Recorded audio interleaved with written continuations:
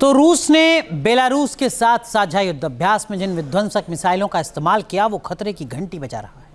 दरअसल रूस की सेना ने वॉर ड्रिल में जिन मिसाइलों को उतारा उनमें पहली मिसाइल किंजल है जो परमाणु सक्षम है, बैलिस्टिक मिसाइल है। ये 11,000 किलोमीटर प्रति घंटे की रफ्तार से दुश्मन को दहलाने की ताकत रखती है। किंजल की रेंज 1500 से 2000 किलोमीटर तक है। दूसरी मिसाइल इस्कंदर है जिसे रूस ने पोलैंड की सीमा पर तैनात किया है। ये न्यूक्लियर वॉरहेड से लैस बैलिस्टिक मिसाइल है।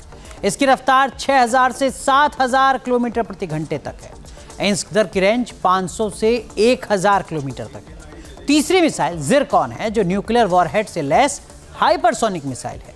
इस मिसाइल की रफ्तार हवा से 8 गुना ज्यादा है। ये 1000 किलोमीटर तक जमीन और समुद्र दोनों लक्ष्यों को दोनों जगह पर नेस्तनाबूद कर सकती है।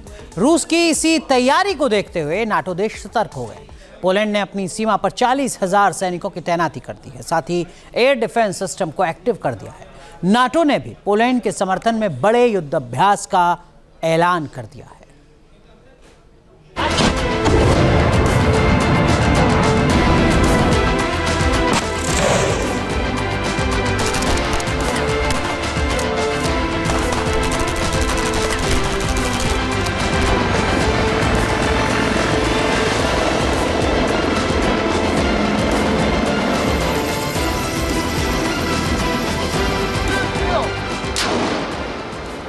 पोलैंड की सीमा में रूस के ड्रोन की कथित घुसपैठ से यूरोप से लेकर अमेरिका तक में खलबली मच गई है। यूक्रेन और रूस की जंग कमजोर नहीं पड़ी है, उल्टे अब पूरे यूरोप के झुलसने का खतरा मंडराने लगा है।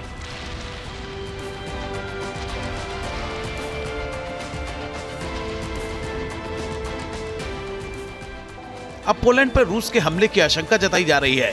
पोलैंड में युद्ध के सायरन बजने लगे हैं। हालात को देखते हुए पोलैंड भी चौकन्ना हो गया है।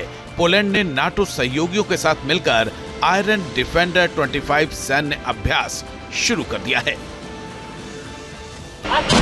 इस युद्धाभ्यास में करीब 40,000 सैनिक शामिल हैं। इस वॉर ड्रिल का मकसद पोलैंड की रक्षा क्षमताओं को बढ़ाना, नाटो बलों के साथ अंतर संचालन में सुधार करना और पूर्वी यूरोप में बढ़ते तनाव के बीच क्षेत्रीय एकजुटता का प्रदर्शन करना है।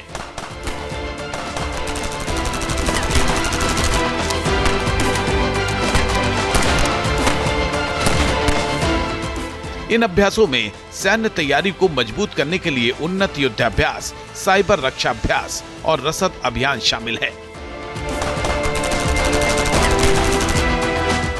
पोलैंड के प्रधानमंत्री डोनाल्ड टस्क ने रूस की ड्रोन घुसपैठ को हमला कहा है। उन्होंने कहा है कि रूसी ड्रोन की घुसपैठ कोई गलती नहीं थी। पोलैंड के अधिकारियों के मुताबिक रूस ने 21 ड्रोन हमले लॉन्च किए थे, जिनमें से कुछ बेलारूस से पोलिश सीमा में दाखिल हुए। 16 ड्रोन का मलबा पोलैंड के अंदर कई सौ मील के इलाकों में मिला है, जबकि कुछ ड्रोन बार बार सीमा पार करते देखे गए।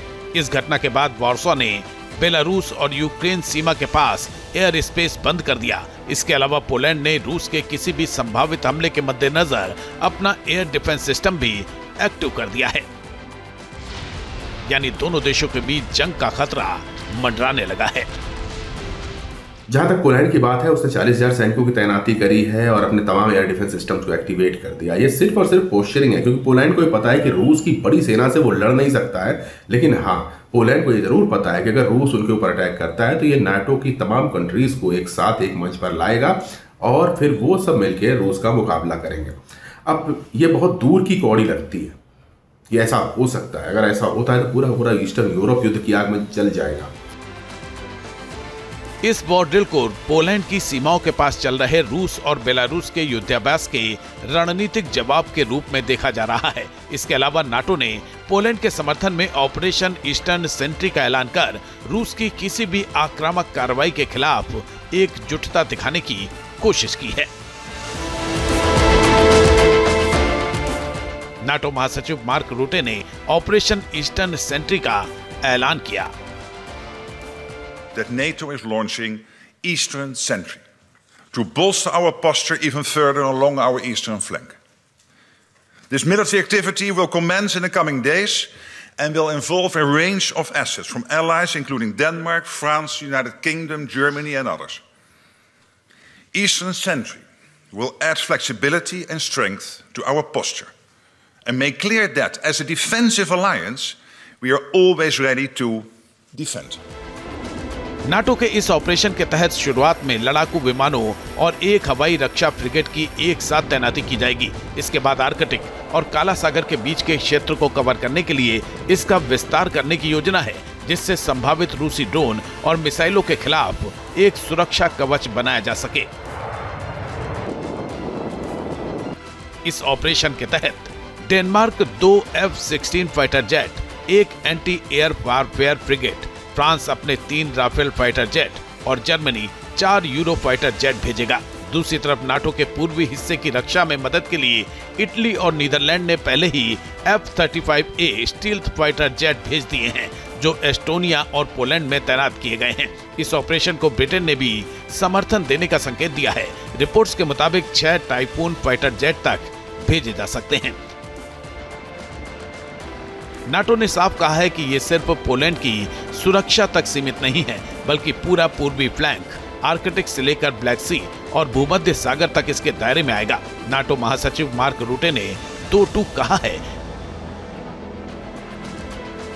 कि चाहे रूस ने ये कार्रवाई जानबूझकर की हो या गलती से, उसने नाटो की हवाई सीमा का उल्लंघन किया है और इसका जवाब दिया जाएगा। उन्होंने कहा कि हमने रोमानिया, एस्टोनिया, लातविया और लुथियानिया में ऐसी घटनाएं देखी हैं। रूस की लापरवाही लगातार बढ़ रही है और ये बिल्कुल अस्वीकार्य है। पोलैंड में कथित रूसी ड्रोन देखे जाने और उसके बाद नाटो की एकजुटता ने गंभीर संकट खड़ा कर दिया है। अब नाटो और रूस के बीच जंग का खतरा बढ़ने लगा है। अपनी तैयारियों को अमली जामा पहनाने के लिए नाटो भी तैयार हो गया, क्योंकि रोमानिया भी नाटो का मेंबर है, तो रोमानिया पर भी हमला होता है या फिर पोलैंड पर हमला होता है, वो नाटो के ऊपर हमला माना जाएगा। और आर्टिकल 5 के तहत नाटो बाध्य है इस चीज़ के लिए कि वो बाहरी आक्रमण के समय तमाम देशों की सुरक्षा में एक साथ आए। तो ये युद्ध बड़ा फैल सकता है, पूरा ईस्टर्न यूरोप नहीं, पूरा का पूरा यूरोप इसकी जद में आ सकता है अगर बात पोलैंड से रोमानिया तक पहुंची। सवाल यह है कि क्या नाटो की तैयारी को देखते हुए रूस अपने कदम पीछे खींचेगा और पोलैंड के खिलाफ कोई एक्शन नहीं लेगा, क्योंकि अगर पोलैंड पर रूस का हमला हुआ तो जंग का दायरा बढ़ना तय है। पूरा यूरोप इसकी जद में आ सकता है। Team news nation. जहां भक्ति है हर शब्द में, कथाओं में छिपे हैं दिव्य रहस्य और ज्योतिष देता है जीवन को दिशा। धर्म से जुड़ी हर बातों को जानने के लिए हमारे चैनल स्तुति को सब्सक्राइब करें। चैनल पर जाने के लिए इस लिंक पर क्लिक करें।